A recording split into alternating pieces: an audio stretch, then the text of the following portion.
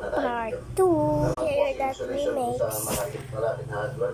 There's a milk in it. It's delicious. Because it's chocolate, guys. Hindi masyado mainit yung ng yero. Meron pong insulation. So, yeah. Let's go. Magalang project muna po tayo. Kaya nalalakad din po si Hero. Iba yun naman yung pumunta sa San Simon.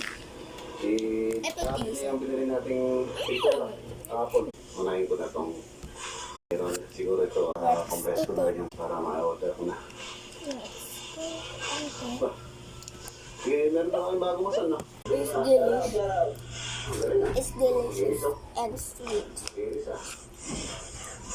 Baka yung tarsiya sa mga sa'yo, ah. This is so big.